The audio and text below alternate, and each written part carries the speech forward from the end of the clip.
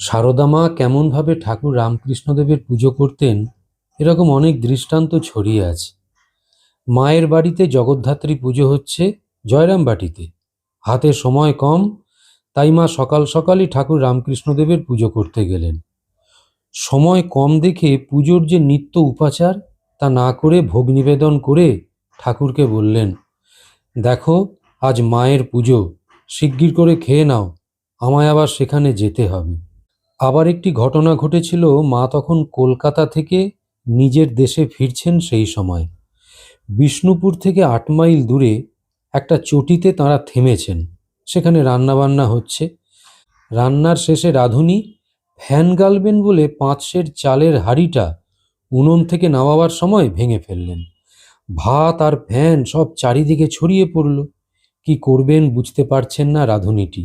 মা দেখলেন, মা কিন্তু নির্বিকার। একটা খড়ের নুড়ো দিয়ে ফ্যান সরিয়ে তিনি ভাতগুলো ধীরে ধীরে তুলে একটা পাত্রে রাখলেন। তারপর বাক্স থেকে ঠাকুর রামকৃষ্ণদেবের ছবিটা বের করে একধারে বসিয়ে একটা শালপাতায় কিছুটা ভাত আর তরকারি সাজিয়ে দিয়ে হাত জোর করে বলছেন, আজ এই রকমই, শিগগির শিগগির গরম গরম দুটি খেয়ে নাও। উপস্থিত সবাই আশ্চর্য।